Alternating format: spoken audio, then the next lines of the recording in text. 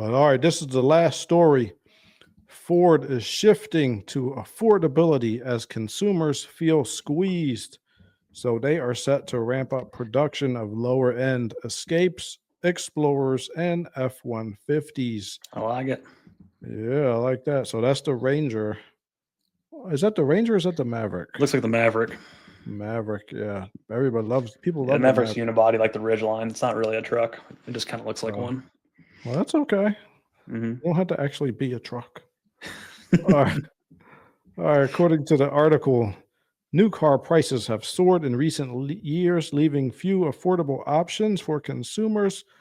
Buyers are now looking for value as their wallets are being squeezed by a variety of factors. To appease shoppers, Ford is bringing back base trims and increasing production of affordable variants. I like that. Yeah, I like affordable variants. That's what I'm talking about. I know you were talking about you wanted a Camaro, Yeah. just the base Camaro, no options, you don't care. Yeah, interior options, just base, super simple. But then I want the biggest, baddest engine, transmission, driveline package you can put in it. Oh Because yeah, that's that'd all I be care sweet. about. Yeah, some people they just want to get around. Yeah. Let's see. So they're talking about there are some affordable vehicles right now, including the Buick Envista, the Chevy Trax, Hmm. and the Nissan Kicks, but those are rare exceptions. The Ford Maverick has seen its price jump from 20,000 to 26,000 in just a few years. Let's see, wait a minute. Let me I have a thing about the Maverick. The Hmm. Maverick is not I'm going to show you this other story. You can't be saying that about the Maverick and not be correct. Hmm. Where are you, Maverick? Here, 2024 Maverick, 23.9. So Okay. $24,000. What are you talking about? Some 26. I don't know. But Maybe that's yeah, after just like dealer, you know, fees and whatnot. Ends up being 26 plus tax and all that crap. I don't know, maybe. Because you know what's going to happen. You're going to go into the deal. Let's say you go to the Ford dealership tomorrow and say, "Hey, I want that $23,000 Ford Maverick." And they're going to say, "Okay, here it is." And Yeah. then you're going to go pay for it. And next thing you know, you're right there at 34,000. No, no, no, no, no. I wanted the 23,000, not the 34. They're like, "Oh, this is," but there's the delivery fee, and then there's the title fee, and then Oh there's the yeah, those whatever. stupid fees. Yeah, so that's probably after some of the stuff's tacked on. So 26 isn't out of the realm of what it probably ends up being. All right. So according to this Ford.com, the XL is, let's just round it to 24. Mm-hmm. The XLT is 26,400. Mm-hmm. Then the Lariat is 34 or 35,000. So I guess the XLT. So I don't know. Maybe they're just going to make more of the XLs, Yeah, I just guess. super simple. Don't need 20-inch screens on your dash. Just push button radio. Simple. Yeah. Well, I know they have to. They got to put their rear camera, the backup camera in cars now. But you could put Yeah. that in the rearview mirror now. Yeah, I like it way better in the rearview mirror. I think it just makes more sense. Yeah, I like it there. Mm-hmm. That's not bad. But I don't know. I do like screens though. Really, I I can love do without the screens. screens, man. I don't like them. All right. Well, Dane doesn't need a screen, everybody. No, no screen, just buttons and knobs. I like stuff. Yeah. Yeah, the way it used to be. All right. So looks okay. So the article from Car Scoops is saying new car prices have skyrocketed. Last month, the average new vehicle had a transaction price of $49,000, which is up 15,000 from 10 years ago. Mm-hmm. That's crazy. But anyway, Ford is going to try to make their cars more affordable, and they are going to be renewing focus on the base trims, the lower trims, so they could give us a break Mm-hmm. on inflation. See, the Bronco base returns to the lineup for 2025. Mm-hmm. Ford had eliminated it the previous year, and that's what made the price go up. But with the base trim back, significantly more than it used to be. Mm-hmm. Mhm. All right. Since customers are interested in affordability, Ford will focus on promoting the facelifted Bronco Sport and Maverick. Both start at under 30,000, but are made in Mexico, so that they would be subjected to the 25% tariff that Trump might be bringing on. So yeah, Ford, you should have been making it in the U.S. anyway. Yeah, we'll see if that happens, but We'll see. interesting. What's in the comments? Where's this is the Comment truth? time. Here we go. Let's see. They've missed the point. It isn't that people want more lower end vehicles, it's that they don't want to pay 75,000 for a Lariat F-150. That's a $50,000 truck in the mind of buyers.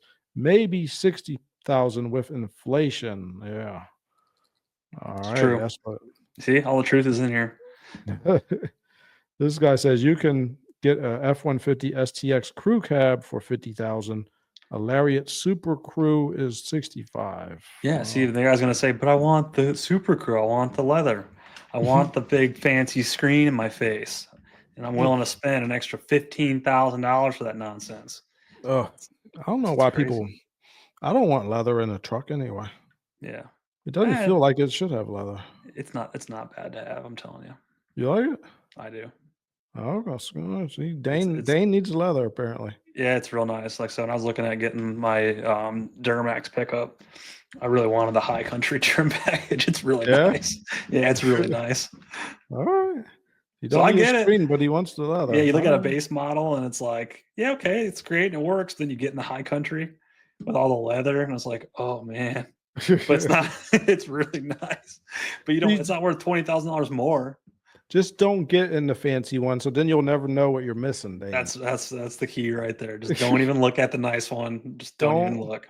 When you start driving through nice neighborhoods, then you start feeling bad about Yep. your life. And This is what it's you do. Go through bad neighborhoods, and then you start feeling great about your life. and other people. I do the same thing, but everyone always falls in this trap too. Okay, my budget's this. Let's say it's $40,000. My budget's $40,000. And then you start looking at stuff that's 45, thinking, oh, maybe I'll get a little better deal. And then you look at something that's 50, and you're like, oh, I can get a lot more. I really like what I get with that truck for 50. And next thing you know, you're spending $10,000 more than you thought you're going to spend. Yeah. It happens to everybody. I do it too.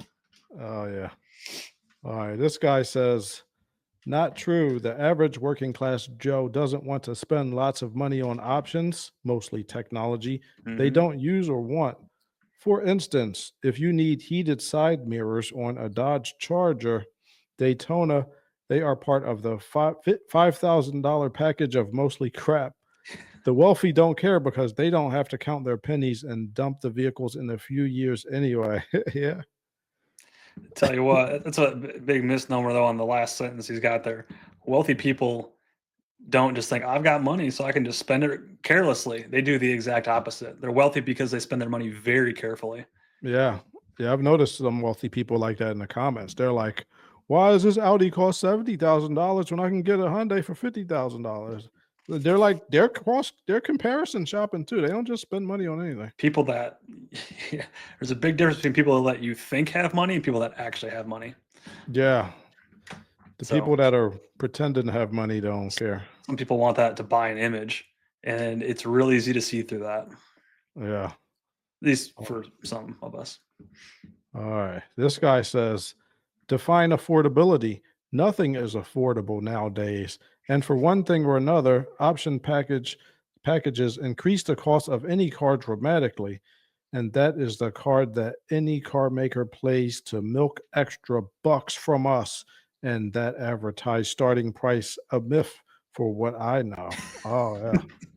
Yeah, You know, you may have a point there. yeah. That's pretty true. Let's see. I think this is just a lot more people being upset. Things are expensive, and they are. Yeah, but you don't got to be upset with Ford. You got to be upset with the reason that we got into this place in the first place, and it's not Ford's fault. Yeah. This is the last one. Ford needs to bring back the models that are actually affordable, but make them practical, like the Focus hatchback and Focus Active. So We he don't wants want the practical. Focus We to want come something back. that's cooler than our neighbors have. That way they look up at us. I don't know. Do you want the Focus? I don't never really like the Focus that much. I like the Focus. What was it? The ST. Just the fast. Oh, the little fast hatchback. Yeah, I think it was pretty cool. Yeah. Do you like the Explorer? I don't hate it. I think it I looks all think what right. is that got the 3 liter EcoBoost in that? Probably, yeah. Yeah, I guess that's all Yeah, right. the Explorer ST is pretty cool. They don't got a bunch of head gasket problems in those. I have no idea. Probably. They probably They probably come broken. they come broken already. I mean, Ford did have like the most warranties out of any company last year, or Oh, recalls. I think So, I think Stellantis beat them this oh, year. you're right. They did. I saw that. Yeah. Yeah, just it was a close race, man. All right. Well, look, we gotta pick our battles here. There's a little bit Yep. of this interior looks nice though. What is this? The Ford Explorer interior? Yeah, it's not bad. That looks good. Small screen. Yeah, I like that. Hmm. I just hope we can get out of the turbo era one day. That's not gonna. It might happen. Some I stuff's want going bigger displacement because you can get lower emissions going larger displacement, but it's hard to get the economy back. So you get really good fuel economy with turbos. Yeah, man, I want them to replace turbos with hybrid system. It could happen, or you get both. You get Ford's turbos and got s- hybrids. Ford's got such good hybrid system. A lot of it is similar to Toyotas. I don't know why Yeah, they don't use that more. yeah. The EcoBoost is pretty good too. It's been around for a long time. No, Turbos EcoBoost. is good. Turbos is free horsepower. It is not free. It's a whole nother system that everything can break on it. It's super simple. It's just turning heat into more horsepower. Well, you got all these extra parts. You got an intercooler. Yep. You got coolant lines for the turbo, Sometimes. oil lines for the Yep. turbo itself, Yep. and then sometime you got to make sure your PCV system is strong enough. There's Yeah. a You need to whole have some sort pain of in the catch butt. can. Yep. Turbo's a whole, and with a turbo, your engine is working harder under more pressure. With Sometimes. a hybrid system, the engine is working less because half the time you're in electric mode anyway. It's not even Hmm. moving. Hmm. But using stronger components in the turbo motors to make them last under that higher stress. No, they ain't lasting. They break It's them. it's basically so having a turbo engine is like having a variable displacement engine. So if you have naturally aspirated, if you have a 3 liter engine, you're running at that displacement level. But if you increase boost pressure by 1 atmosphere, which is almost 15 psi, 14, you 15. yeah, you basically increased your engine displacement 100%. So now you have the equivalent of like a 6 liter engine, which would basically double your horsepower, double your torque, and that's on the fly, right? You can control that too. So it's not like that all the time. It's only there when you need it. So you're only using it in small bursts. Look, I understand the engineering behind why people want turbos. You can get your volumetric efficiency over 100%, Hmm. but is making the vehicles harder to work on, is making the engine work harder. With a hybrid, the engine doesn't work as hard, and I've seen them have higher mileages with less problems than turbos. Hmm. Even when whenever I go and do nerd research on a vehicle, if I'm comparing a vehicle and it's got a turbo engine and a naturally aspirated engine, the naturally aspirated engine is always having higher mileages than the turbo. Now I'm talking for 10, 15-year-old cars here. Hmm. Right. In the first 5 years of a turbo, you might be all right. But I'm talking for extreme cheapskates who want cars to last as long as possible, like myself. Hybrid is the way. Yeah, and the natural aspirated is obviously the simplest. So Yeah, if you want naturally to, aspirated. yeah, so Is which hybrid's going to be naturally aspirated in most cases. Not, I guess not always. that's You can why I still like have it. turbo hybrids too. Yeah, that's the biggest disaster. A Turbo hybrid. turbo, a hybrid, and a natural. No, and I think that they should look at it like this: like warranty times are going to be higher Maybe. if you have a problem, Yeah. because now you got to move all that stuff out of the way that wasn't there before. Like those Tundra recalls, Hmm. if that 3.5 wasn't twin turbocharged, there'd be a lot more room to work on that thing, and it'd be a lot less warranty time. Yeah, but turbos make good power. Turbos make cool noises. Ooh, Turbos are noises. easily tunable for more horsepower too. Turbos are I'm talking fun. about regular cars, not for sports cars. Turbos are fine. Well, regular cars that have turbos, you can do the same thing too. That's a nice thing about them. What? Opens up all these room for possibilities. Oh yeah. What would you if it was a Camry and you just wanted something to get as many miles trouble free as possible? Would you get a turbo Camry or a hybrid Camry? If I was gonna get a Camry and they offered a turbo for it, I would get the one with the turbo so I can make it faster. Oh gosh. You don't understand the point of having a Camry, Dane. It's not for being a race car. Yeah, but it's fun to make everything a race car. Oh gosh.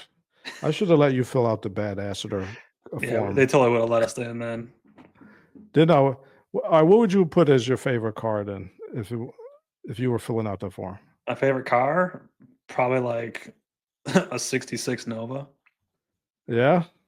Yeah, I like old stuff. Do you I think like they would have old liked that better than the I 2004 don't know. Camry Yeah, that I maybe. put? I like old muscle cars and muscle trucks. I like C10s and yeah. So what would you have put for a secret about you that they couldn't find out on social media I that don't know. would have gotten you into the program? Yeah, that's a good question. I don't know. If I don't want you to know, you're not gonna know. All right. Yeah, see, if you put that, they probably would have picked you. Yeah, right. You just put none of your business. None of your damn business. Then they would have said, okay, this is a badass. Yeah, yeah. Put the Hemi in everything, and maybe I'll start talking. All right, Dane, I'm gonna let you out of here in a minute. I wanted to Okay. ask you one question. Dave, do you think we should rename the podcast? What do you want to name it? I'm asking you because when I made the podcast, I didn't know that you were going to be on it. Oh, that's true. So, I just named it the MJ100K podcast. Yeah, but it is. It's your podcast. I just come on and talk crap once in a while. Yeah, but you are officially a stakeholder Oh, in the project. yeah, Remember? sure. So, well, just you don't have to come up with nothing right now, but just think about it, and Okay. anybody in the comments could think about it. Yeah, I'm that's what I want to thinking, hear. I want to hear listeners' thoughts. What do they think we should name it if we change the name? yeah. All right. Well, let us know in the comments if you watch this video later. Hmm. What do you think we should call the podcast? Um, I'm thinking maybe a cool, badass name like MJ100K and the Fix It Friends. Ooh, there you go. Well, maybe that's not MJ badass 100K and enough. that dumb redneck wants to turn everything into a race car. that, that might be interesting. If it can't go fast, I'm not interested. Yeah. All right. All right. Well, let us know in the comments. We're going to let you get out of here, Dane. Sounds We were good. going to try to be back Sunday with more interesting articles. Yep. I thank you guys for tuning in and have a good one. Yeah. We'll see you guys.